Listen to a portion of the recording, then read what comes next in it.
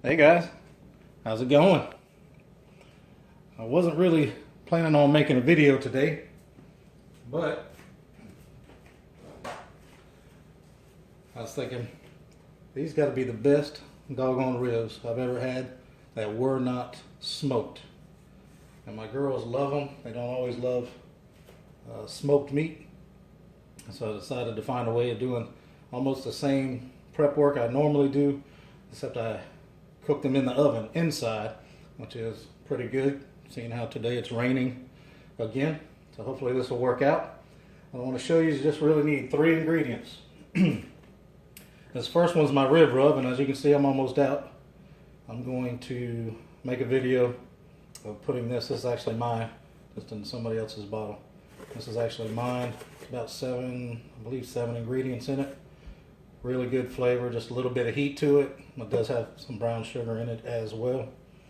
And what I like to do, and what I've already done on these ribs, has removed the membrane, washed it down, trimmed a little bit of the excess fat off.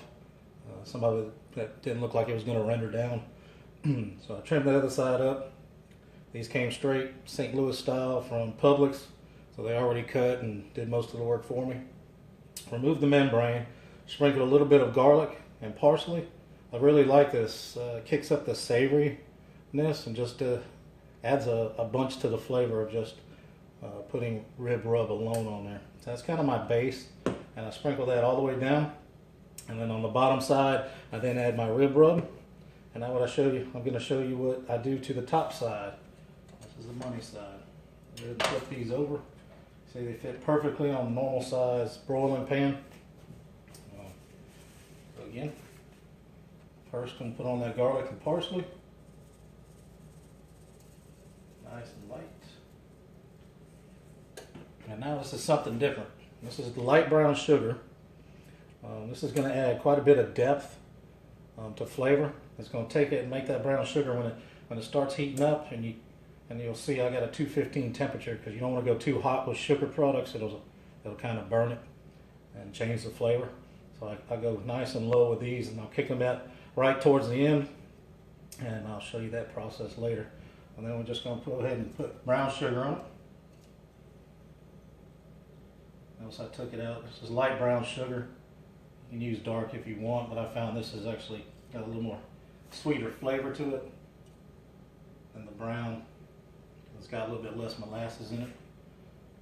I just don't like the molasses flavor that much. Cover the whole thing up from one side to the other, like so. And then as this cook goes, now that sugar is going to come off the sides. You'll get these sides over here that don't really have anything now, but it'll also draw the flavors down into the meat. What we're going to do now is to ensure that it's got plenty of flavor, as now we add our normal rib rub. And again, we're probably going to do this twice during the process. But we put it on now because we do actually want these ribs to taste like ribs and not just baked meat. And that's what this rib rub. And you can use your own favorite rib rub if you want. But pretty soon now I'm going to put mine up. You can see I'm almost out. I plan on cooking a few more slabs, probably Monday. Here we are on Saturday, so I'm going to have to make some more. I'll be showing you a video of that pretty soon. And that's basically all we do. Now we're going to put just a little bit of water. Use that same bowl.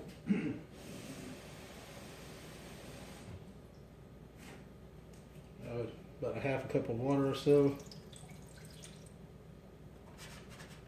Add one more. So probably about a cup of water. On this side. Now we're simply going to pop it into the middle rack of your oven.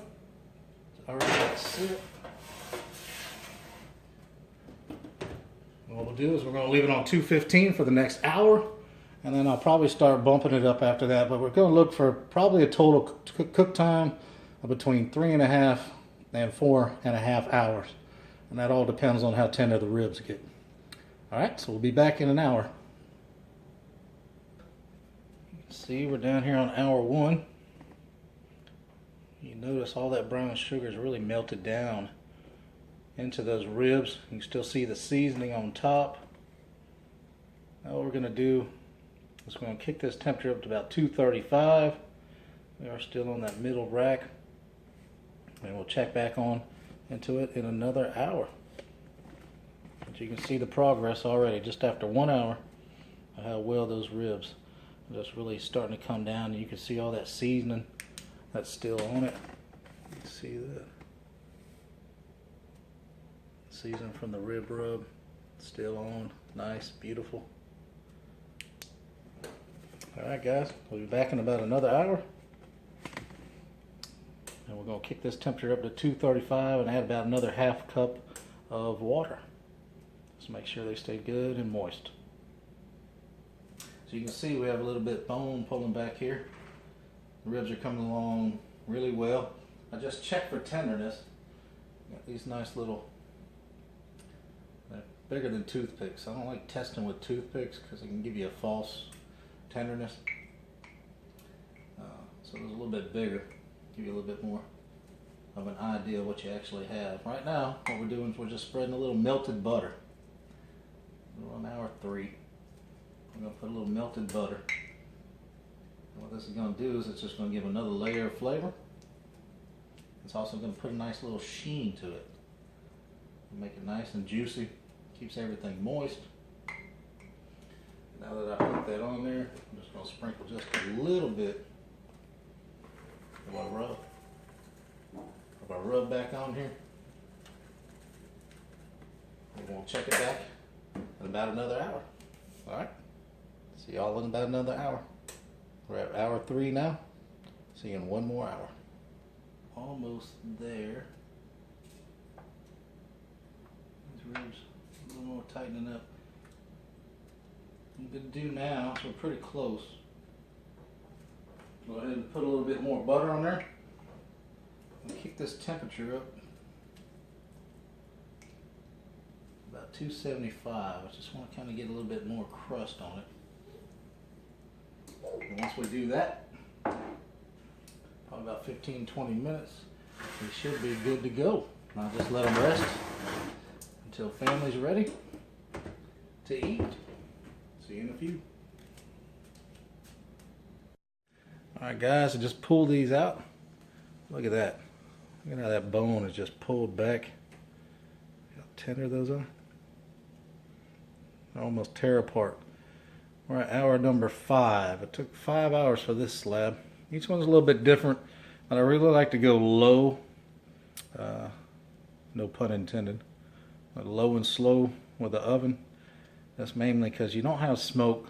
So you want to make sure that that brown sugar, a little bit sweeter, you want to make sure that brown sugar really gets down into it. So I go slow the first couple hours. It's probably what takes a little bit longer for it to cook. But you can see, it turned out beautiful. From one side to the other, evenly cooked. I finished about the last half hour at 275. You got to be careful with this. You'll see as I'm making my rub, it has a lot of sugar in it. So you don't want to cook hot the whole time. But man, these turned out wonderful. I hope you like them. Hope you enjoyed. If you got any comments, go ahead and hit the comment box. Ask me any questions you want. I'll let you know how this cook went. If you enjoyed it, go ahead and hit the subscribe button. I would love you to be a subscriber. We got another steak video coming up soon, and I'm going to have a barbecue spice and sauce series coming up very soon. Alright, hope you all enjoyed it. And good eats. See ya.